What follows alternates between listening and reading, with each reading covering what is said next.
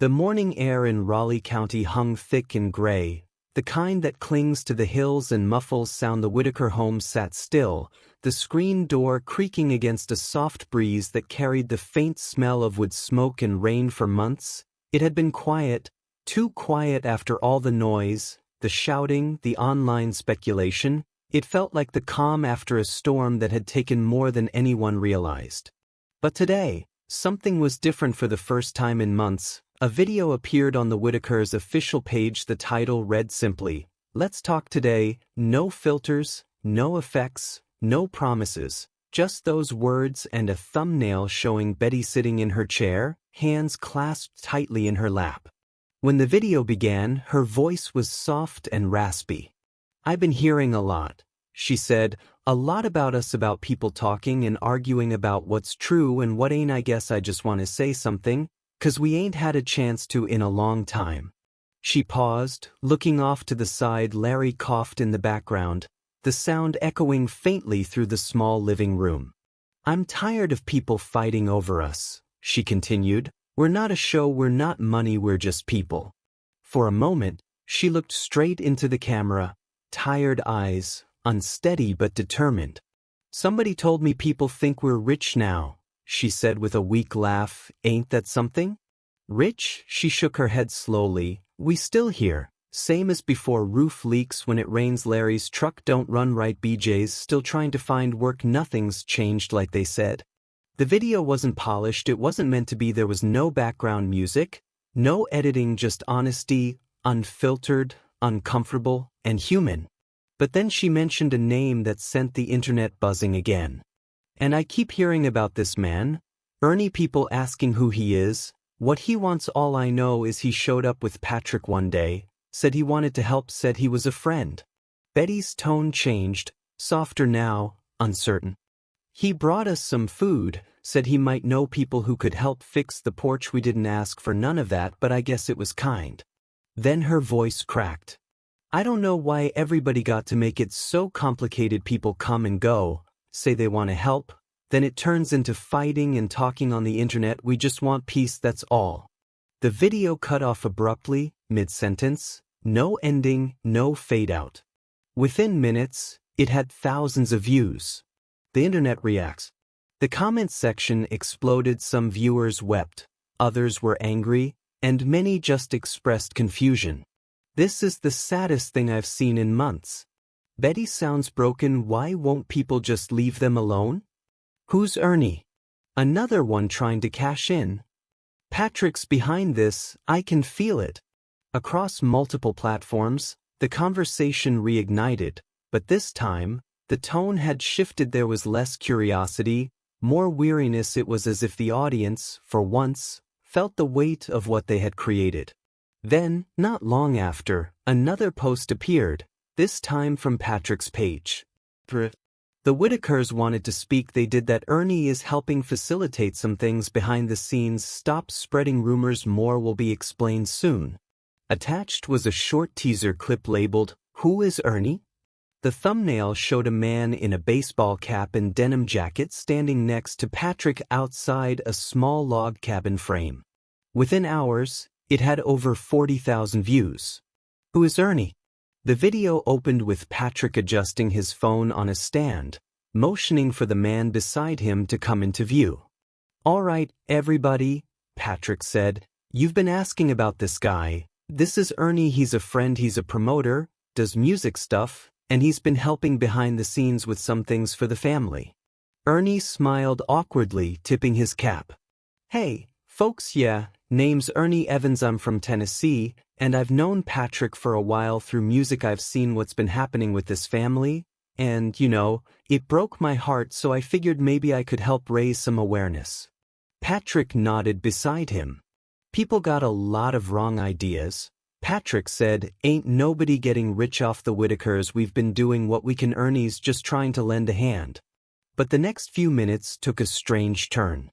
Ernie began talking about building opportunities, about connecting with sponsors, and raising funds the right way. His tone was polished, too polished for some viewers. "We're working to put together something official," he said, We want to make sure everything is transparent. I don't do things under the table. I don't take what ain't mine, but if we can raise funds for the family, fix their situation, maybe even build something new, that's what we're here for." He looked into the camera, smiling. "I believe in this. I believe God puts people in each other's lives for a reason." Patrick agreed softly, adding, "People think there's some big secret. There's not just folks trying to do something good." But as the video went on, viewers noticed something unsettling. Patrick avoided saying exactly where the funds were going, and Ernie dodged questions from the live chat about who controlled the money. At one point, a comment appeared on screen. "If you're really helping, why are you talking about sponsors?" Ernie smiled stiffly. That's fair, he said, "but you gotta have sponsors to get things done. Good hearts don't pay for lumber." The comments section erupted again. The sad truth behind the smiles. Hours after the video aired, rumors began spreading again, this time faster than before. Screenshots circulated claiming that Ernie had filed paperwork for a new LLC connected to a media company. Others said Patrick was unaware. Some swore it was all lies, that trolls were twisting things again. But something about the energy had changed. For months, people had watched the Whittakers' story unfold like a slow tragedy, but now, it felt like a breaking point. A woman claiming to be a volunteer from a local charity posted on Facebook, "We tried to bring supplies to the Whittakers last week. We were told to go through Ernie. When we refused, communication stopped. This isn't right." Then another post surfaced, allegedly from someone in Beckley. "The house they're in now might get condemned. The place is falling apart, and all these people talking about money and projects, none of them are fixing the roof."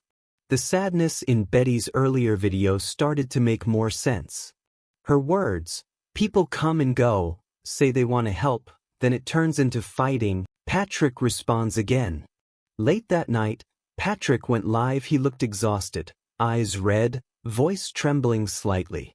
"I'm tired," he said. "I'm tired of people thinking this is all some scheme. I've been trying to do right by this family. I've given them everything I could, my time, my own money, my peace. Now folks are coming after Ernie, 'cause he's new? He's just trying to help." He rubbed his forehead and continued, "Y'all think it's easy to deal with this? To have every move questioned? To be accused of things you didn't do? You think I'm sitting on piles of cash? Come on." He scrolled through the comments, his face tightening as he read. "No, I'm not deleting this video," he said. "If you want to believe lies, go ahead, but I know the truth. Betty knows the truth. Larry knows the truth. That's what matters." Then his tone shifted, frustration giving way to something softer. "I went to see Betty yesterday," he said quietly. "She told me she just wants peace. That's what she said, peace. And I looked at her, and I didn't know what to say, 'cause maybe we all forgot what that looks like." The live ended abruptly. And within minutes, the replay began spreading again, across YouTube, Facebook, and TikTok. "They sound exhausted. Let them live. This is so sad. It's gone too far. Who is Ernie really? What's his deal?" Every time they try to move forward, someone new shows up. Betty's voice broke my heart. "Maybe it's time we all just stop watching."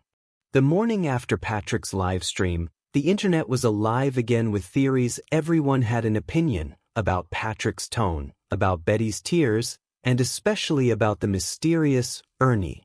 Clips of his introduction video were shared, dissected, slowed down, and captioned. Words like sponsor, promotion, and project had people speculating whether this was another scheme in the long, tangled saga of the Whittaker family. For some, Ernie seemed sincere, a kind Southern man trying to help. For others, he was yet another opportunist drawn by the gravity of viral fame. And by the end of that day, the first whispers of his past began to surface. The background nobody knew.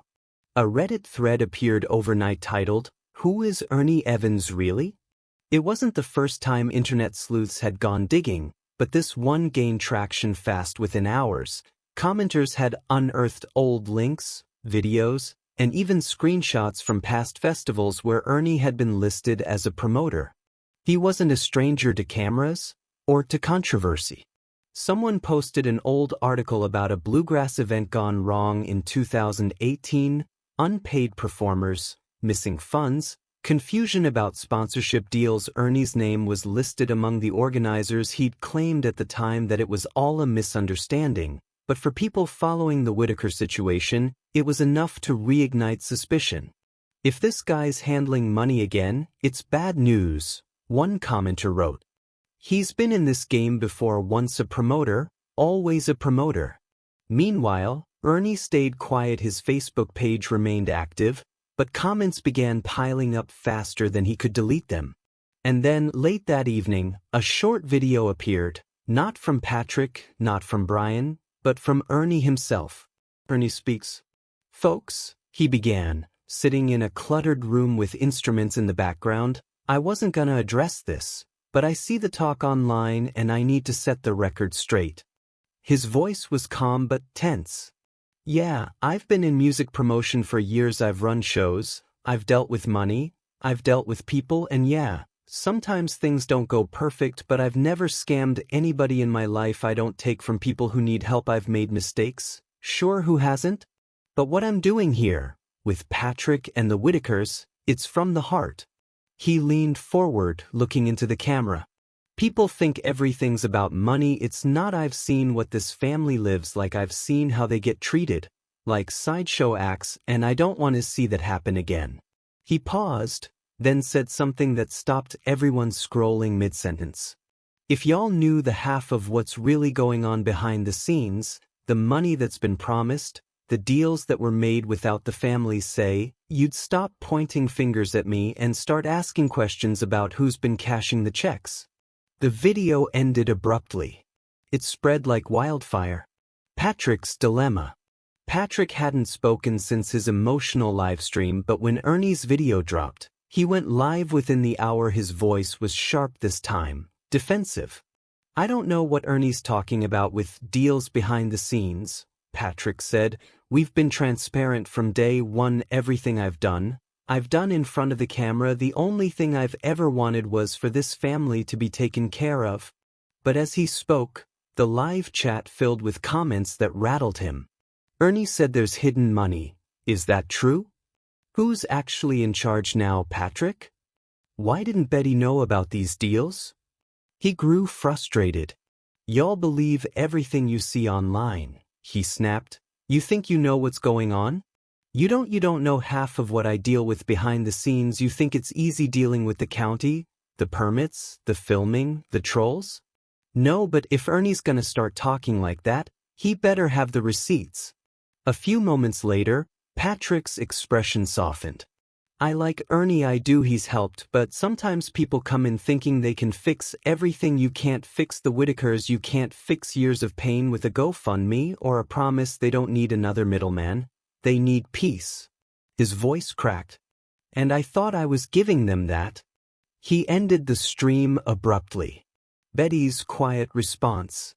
The next day, a post appeared on the Whittakers page again, short, handwritten, photographed and uploaded by someone. It read, "We thank all who have helped. We just want to live here in peace. We don't know about no sponsors or companies. Just please pray for our family."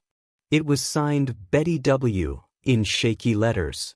In less than an hour, it was shared thousands of times. People wrote paragraphs of sympathy, prayers, and anger at everyone who had turned their lives into chaos again. This is heartbreaking. How many times do they have to ask for peace? Leave them alone, enough's enough. But amid the sympathy came new questions. If Betty didn't know about sponsors or companies, who was using her family's name for funding? The message lit. 2 days later, screenshots appeared in a private Facebook group. They claimed to show messages between Ernie and another unnamed individual discussing fund allocation for a rebuild project. "We'll keep it under Patrick's name until the paperwork clears. Make sure they don't mention it to Betty yet. Too much confusion." No one knew if the messages were real, but they spread like fire across platforms. By the following morning, even local news outlets had begun asking questions. A small newspaper in Beckley ran the headline, "New promoter enters Whittaker story amid funding questions." And once again, the family, the quiet, weary Whittakers, were forced into the spotlight they never asked for. Ernie confronted. That night, Ernie went live again this time. He looked angry. "Fake screenshots, fake stories, fake everything," he said, shaking his head. "You people don't want the truth, you want drama, you want to twist everything."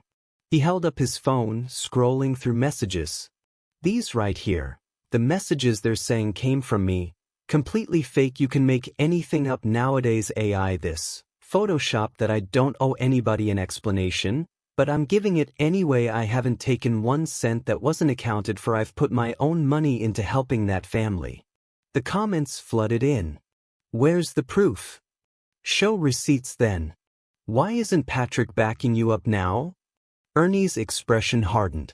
"Patrick and I don't see eye to eye on everything," he admitted, "but that don't make me the bad guy. I'm doing what I said I'd do, trying to help." He paused, looking directly into the lens. "You think I wanted this? You think I wanted to be part of this circus? I came to do good, and maybe that was my mistake." He ended the live abruptly, his face vanishing into static. Back in Odd, West Virginia, far away from the noise, the Whittakers' home sat quiet again. Rain fell over the yard, dripping from the rusted metal roof. Larry sat on the porch, staring at the hills as Betty folded laundry beside him. When a neighbor stopped by to bring groceries, she mentioned the videos. Betty just shook her head. "I don't watch it no more," she said softly. "Ain't nothing good come from them cameras." She looked up at the clouds. "We was fine before all that. Maybe not rich, maybe not perfect, but fine then. Everybody come here, talk nice, smile for the camera, and next thing you know, people fighting over our name." Larry grunted, his voice low and tired. "World got too loud for us," he said. The family's words hit hard. They never wanted fame. Ernie's story doesn't add up. Patrick sounds defeated. Everyone's using the Whittakers for content. It's disgusting. They just want quiet. That's all they've ever asked for. The first sign that things had taken a darker turn came not from a video or a comment online, but from a knock on the Whittakers' front door. It was a Friday morning, and the gray light filtered through the patched-up windows of their old house. Betty had been up since dawn, sweeping the kitchen floor while Larry tinkered with a busted lawnmower. Outside, the house was quiet except for the hum of the refrigerator and the faint sound of birds outside. Then came the knock, 3 sharp raps that startled her so badly she dropped the broom. Outside stood 2 men in plain clothes and a woman with a clipboard. "Ma'am," the woman said softly, "we're with Raleigh County Code Enforcement. We just need to speak with you and your husband for a moment." Betty blinked, unsure. "What's this about?" The woman hesitated. "It's about the property. We received a report, a few, actually, concerning ownership and safety conditions." Larry stepped up behind Betty, wiping grease off his hands. "You talking about our house?" "Yes, sir," she said. "We're trying to determine who's listed as the property holder. There's been some confusion." Betty frowned. "We rent from my cousin's boy, always have." The woman nodded. "That's part of what we're clarifying. There's also mention of proposed construction. A cabin, possibly on nearby acreage, but the permits attached are incomplete. There's a name attached that's not familiar to the records office, a Mr. Ernie Evans." The name hung in the air like a ghost. Betty's mouth tightened. "Him again," she muttered. Larry's shoulders tensed. "He don't own nothin' out here. This here's our home." The woman nodded sympathetically, jotting notes. "We understand. We just need to confirm some details. You'll be receiving a notice in the mail soon." And just like that, they were gone. Betty stood in the doorway for a long time after, clutching the broom, watching their car disappear down the gravel road. "I told you," she whispered to Larry, "we shouldn't have let that man come round here." The internet turns again. News of the visit spread fast. A small clip, likely filmed by a passing neighbor, made its way to Facebook within hours. 3 county officials standing at the Whittakers' door, papers in hand. Within minutes, the speculation began again. They're getting evicted. Ernie tried to claim their land. Patrick called the county to expose him. It's all staged. No one knew what was true, but everyone had an opinion. That night, Patrick broke his silence again. His video began without introduction. No greetings, no smiles, just him sitting in a dark room. "I told y'all," he said quietly, "I told y'all this was coming. Every time someone new steps in, it turns into this. I warned Betty about it. I told her not to sign anything. I told her to stay out of it." He rubbed his forehead and sighed. Ernie meant well, I think, at least at first, but now? I don't know. I'm hearing things about paperwork, about money, about land, and the family don't understand half of what's going on. They just want peace, but the internet won't let them have it. His voice dropped lower, almost breaking.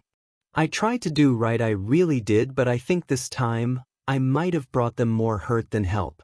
For a long time, he sat silent, staring into the camera, before ending the live without another word. Ernie's version.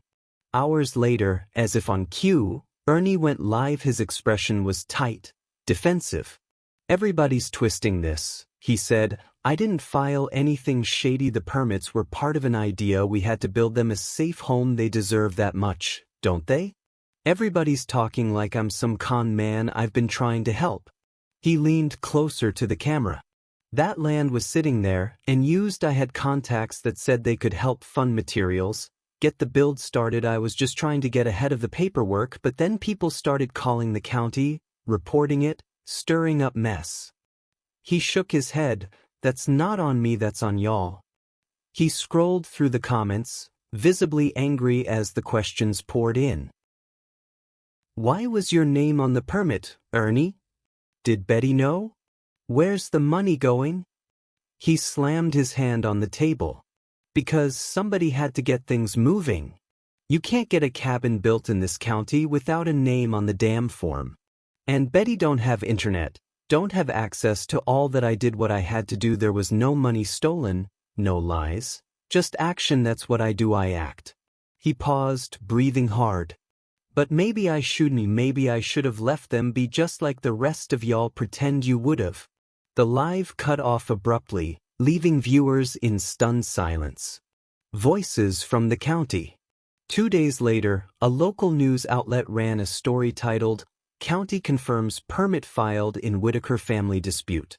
The article confirmed that an application had indeed been submitted by a Mr. Ernest Evans to construct a small single-family cabin on property identified as adjacent to the Whittaker residence. The application listed a second name under assisting party, Patrick McGuire. That revelation split the internet in half. Patrick knew. They were working together.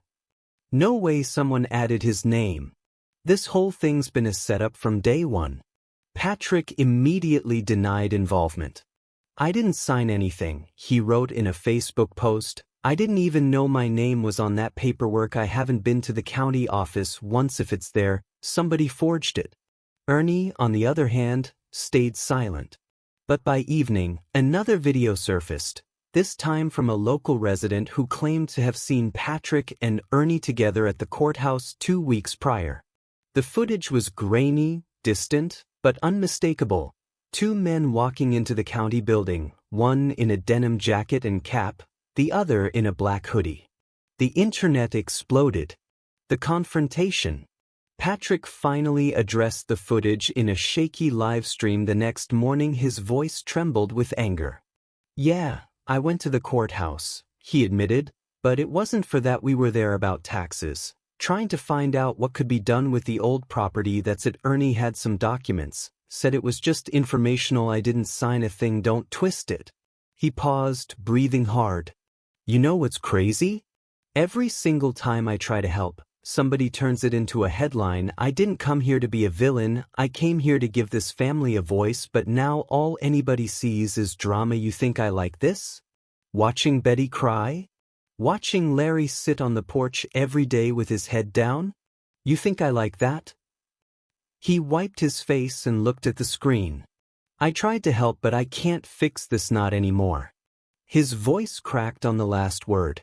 The county confirmed later that week that the permit had been withdrawn. Mr. Evans had called to cancel the application, claiming there had been miscommunication. But the damage was already done. For the Whittakers, it was another wound, another reminder that every act of help seemed to come with a price. Betty refused to film anymore. BJ stopped answering Patrick's calls. Larry, in his quiet way, summed it up best to a local friend who stopped by. Every time they promise something, we end up with less, he said. Guess help ain't what it used to be. The friend nodded, too polite to say what everyone already knew, that the world had taken too much from them already. This broke my heart. They deserve peace. Ernie and Patrick both messed up, even if they didn't mean to. Every good thing turns bad in this story. Betty's silence says more than any video ever could. They're not actors, they're people. When will everyone remember that?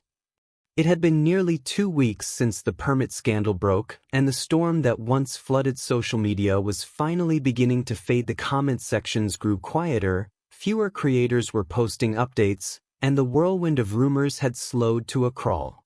But in the quiet holler where the Whittaker family lived, the fallout had left scars deeper than anyone could see.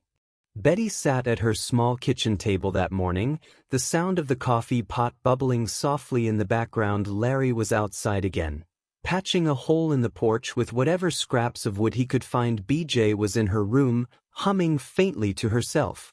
The house was still standing, but it didn't feel the same. The laughter that used to echo through the walls was gone. The trust that once lived in that house had been shaken, replaced by something fragile and uncertain. And for the first time in months, Betty picked up the old camcorder Patrick had given them and pressed record. The final message. The video was titled simply, "From Betty." There was no intro, no music, just her sitting in her faded chair by the window. Her voice was soft, a little unsteady, but clear. "Hey everyone," she began. "I don't know who all still watches us, or if you even care anymore, but I wanted to say something from me, not from nobody else, not from no Facebook page, not from Patrick or Brian or that Ernie fella, from me." She looked down for a moment, rubbing her hands together. "I ain't mad at nobody," she said slowly. I don't understand why it all had to go this way. We never asked for people to come in here and fix our lives. We was doing all right. We didn't have much, but we had each other. Then one person come with a camera, another come with a promise, and before we knew it, folks was fighting over us like we was something to own. Her voice trembled. People saying, "We got money, we don't." People saying, "We got a new house, we don't." We still right here, same as before. Larry's truck still don't run right, roof still leaks, but we got our peace back, least some of it. She looked straight into the camera. "Patrick, if you see this, I want to say thank you. You helped us more than most ever did. I know people talk bad about you, but I know your heart was good. You just got caught up in all that noise. It's easy to do." She paused, took a deep breath. "And to that Ernie man, I don't got nothing bad to say. You meant well, maybe, but you don't know us. You don't know this place. This is home. Broken or not, you can't buy home with money or build it on paper." Her eyes watered, but she didn't look away. The world done forgot what kindness really means. Everybody wanna record it, prove it, post it, but real kindness, it don't need no video, it don't need no likes. For a long moment, she said nothing. The only sound was the faint hum of a refrigerator and Larry coughing somewhere outside. Then she continued, her tone quieter, almost like a whisper. "I seen my family tore apart by things I don't even understand. Court papers, people talking on the internet, strangers saying my name like they know me. I can't live like that no more. I want my peace. I want my family back." Her voice cracked again, but she smiled faintly through it. "So, this here's my last time talking on camera. No more videos, no more talking about who's right or wrong, just us living. We miss Ray, we miss Lorraine and Timmy, but I know they safe, and that's enough for me right now." Betty took a deep breath and gave one final look into the camera. Y'all be kind to each other and stop fightin' over things that ain't yours. We're all just tryin' to make it." Then she reached forward, her hand trembling slightly, and turned off the camera. That was the last video ever posted on the Whittakers page. After the upload, within hours, the video was everywhere. People shared it on YouTube, Facebook, Reddit. Even Twitter commenters who had once argued bitterly now sat in silence beneath the post, their words softer, almost reverent. "This broke me." You can hear the pain in her voice. "They never asked for this. We made their lives harder." Betty's words should be the last thing ever said about this story. Patrick shared the video quietly, adding only 3 words. "I understand now." Ernie, for the first time in days, went live, not to defend himself, but to apologize. "I watched Betty's video," he said quietly, "and I realized I made it about me. I thought I was doing something good. I didn't listen enough. I let my pride get in the way. She's right. The internet made a show out of real people. I was part of that, and I'm sorry." It was short, sincere, and ended with him saying he was stepping away from the project entirely. That night, the online noise finally began to fade for the first time in months. There were no new lives, no new accusations, no debates, just silence. Back in the holler. A week later, a neighbor driving down Odd Road passed the Whittaker house and saw Larry out on the porch again, working on a birdhouse. Betty was sitting beside him with a cup of coffee, watching the hills. When the neighbor stopped to say hello, Betty smiled and waved. "We're doing all right," she said simply. "Got some quiet now. That's all we wanted." The sun broke through the clouds just then, lighting up the trees with a soft golden glow. It was one of those rare moments when the world seemed still, untouched by cameras, untouched by noise. For the Whittakers, peace had come not through donations or fame or online promises, but through something much simpler: the decision to stop letting the world in. No one knew what would happen next. Maybe they'd move, maybe they wouldn't, maybe the internet would forget, or maybe it never would. But for that moment, on that quiet porch, surrounded by the mountains that had always been their shelter, Betty finally looked content. Thank you for watching this video. Click here to watch another video that might interest you.